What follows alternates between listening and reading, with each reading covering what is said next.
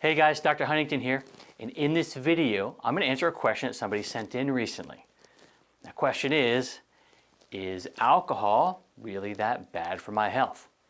All right, so I'm going to give you an answer from a nutritional standpoint, and specifically how alcohol affects nutrient absorption. Now, consuming alcohol in very modest amounts is generally not a huge nutritional concern, and by modest, I mean maybe a drink per week or less often. Maybe a glass of organic wine with, a Saturday night dinner. That's probably not going to impact your health in any significant way. But when you start to consume alcohol multiple times a week or in quantities larger than one drink, that's probably the point at which you open the door to health consequences. Because even small amounts of alcohol will actually interfere with your central nervous system and will cause inflammation and damage your gut. And anytime you consume alcohol, it's going to affect your sleep, which in turn can impact memory and healing. And of course, in excess amounts, alcohol has absolutely devastating health consequences. It's pretty much common knowledge that excessive alcohol consumption will damage your liver. Unfortunately, alcohol-related liver disease is actually on the rise among millennials. For those of you keeping track, that's people born between 1981 and 1996. So they're not even in their 40s yet. And since 1999, deaths from liver cirrhosis is up 10% per year. And cirrhosis is the condition where liver disease has caused so much scar tissue that the liver actually stops functioning properly. And it only takes about 10 years of binge drinking to lead to cirrhosis. So if you start drinking in college or even in high school, that could mean cirrhosis between the ages of 26 and 30. Now, binge drinking is considered like more than 4 or 5 drinks in a period of 2 hours, depending on your gender. And of course, drinking this heavily, it highly impacts your memory and overall brain function. And I'm not referring to just the time period just after drinking, maybe when you're drunk, but actually up to 5 days after the binge drinking. All right, so liver disease aside, alcohol is not a source of any significant amount of nutrition. It spikes your blood sugar, and of course, nobody needs that. And alcohol has this interesting effect where it'll actually jack up your insulin levels, beyond what's needed to handle the blood sugar increase from the alcohol. And this can actually end up causing hypoglycemia, which is low blood sugar. And this further contributes to insulin resistance, which is the beginning of the road to just about every chronic disease that you don't want to get.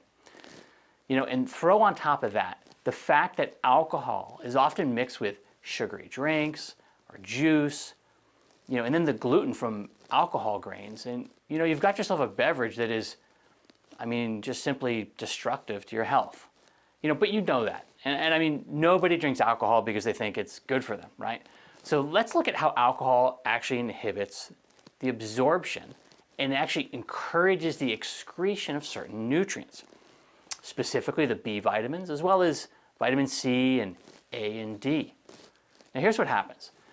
Alcohol affects the organs involved in blood production. That's known as your hematologic system. It includes your blood, your spleen, your liver, in the marrow and your bones.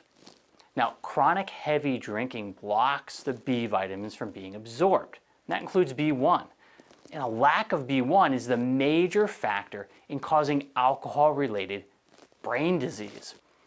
You need B1 to metabolize proteins and fats and carbohydrates, and to make the hemoglobin, which carries oxygen around your body.